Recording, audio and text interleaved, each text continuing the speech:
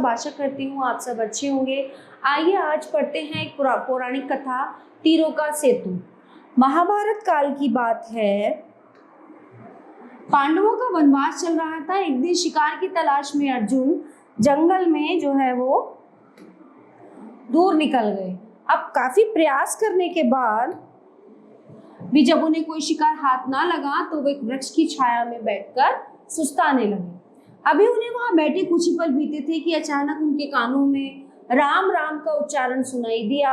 जंगल में राम नाम का जाप करना उन्हें आश्चर्य में डाल गया और वे सारी थकान भूलकर उस तरफ चल पड़े जिधर से वो राम नाम का जाप आता हुआ प्रतीत हो रहा था। जैसे जैसे वो उस दिशा की ओर बढ़ रहे थे वैसे वैसे राम नाम का जाप तीव्र होता जा रहा था। अंततः वे एक नदी के किनारे जा पहुंचे। वहां वे एक बूढ़े वानर को राम नाम का जाप करते हुए देखकर आश्चर्य में पड़ गए। तुम कौन हो?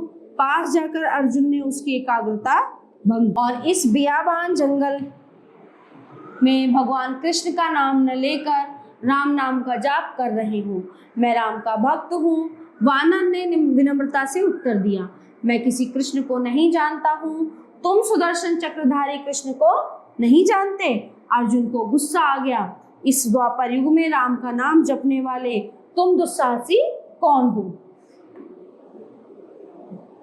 मैं राम भक्त हनुमान हूँ। वानर ने उसी सौम्यता से उत्तर दिया। मैं राम भक्त हनुमान? विस्मय से ठहाका लगाते हुए अर्जुन ने प्रश्न किया। लघु वानर, तुम्हें उपहास नहीं करना चाहिए। क्या तुम जो कुछ कह रहे हो वो सच है? ठीक है। तो हनुमान ने विशाल रूप धारण करते हुए उत्तर दिया। मैं नहीं जानता तुम कौन हो, पर राम की निंदा मैं एक पल सहन नहीं कर सकता। इसलिए तुम्हारे हित में यही है कि तुम तुरंत अपने शब्दों को वापस लो। हनुमान का दिव्य रूप देखकर अर्जुन पल भर को विचलित हुए। फिर भी उन्होंने प्रश्न किया। सुना है राम की सेना में एक से एक बढ़कर दिग्गज थे, फिर भी राम की समुद्र पर पत्थरों की महिमा तुम नहीं जानते हो? हनुमान अपने साधारण रूप में आते हुए बोले। लेकिन आखिर तुम कौन हो? मैं अर्जुन हूँ। अच्छा, बाण विद्या में पारंगत? हनुमान मुस्कुराए। कुंती पुत्र, तुम वाकई एक अच्छे तीरंदाज हो। यदि मैं राम की सेना में होता तो तीरों से ही समुद्र पर ऐसा सेतु बनाता, ऐसा पुल बना देता जिस पर होकर एक साथ एक अक्षौहिणी सेना निकल जाती। गर्व से अर्जुन ने उत्तर दिया। तो क्या कहते हैं फिर हनुमान जी? ठीक है, तुम नदी पर अपने बाणों से एक सेतु बनाओ। हनुमान ने कहा। यदि मैं उस सेतु को पार कर गया तो तुम जो कहोगे मैं वो करूंगा। मैं तुमको वचन देता हूँ। इस शर्त में जो भी हारेगा उसे आग में आत्मदाह करना होगा। अर्जुन ने कड़ी शर्त रखी। ठीक है। हनुमान के मान जाने पर अर्जुन ने अपने तीरों की बौछार कर दी। देखते ही देखते नदी पर एक मजबूत सेतु बन गया। हनुमान राम का नाम जपते हुए जो ही सेतु पर चढ़े त्यों ही वे सेतु भरभराता हुआ ढह गया। ठीक है। अर्जुन ने फिर पुल बनाया, लेकिन वह भी हनुमान के पैर रखते ही ढह गया। अर्जुन बहुत लज्जित हुए। उन्होंने अपनी हार स्वीकार कर ली। हनुमान उनके लिए चिता तैयार के लिए लकड़ियां जमा करने लगे। हे मधुसूदन, तुम कहाँ हो? मन ही मन अर्जुन ने कृष्ण को याद किया। मुझे इस संकट से आकर उबारो। भगवान कृष्ण ने उनकी पुकार सुन ली। वे एक साधु का वेश बनाकर वहां पहुंच गए। हनुमान से सारी बात सुनकर उन्होंने कहा, जब तक दो प्रतिद्वंदियों के बीच लगने वाली शर्त का कोई निर्णायक नहीं होता तब तक उसका निर्णय करना उचित नहीं। मैं प्रत्यक्षदर्शी हूँ, मतलब मैं सामने देख रहा हूँ। मेरे सामने तुम फिर से सेतु पर चढ़कर दिखाओ। अर्जुन ने अपने तीरों से सेतु बनाया। इस बार जब हनुमान चढ़े तो सेतु का बाल बांका भी नहीं हुआ।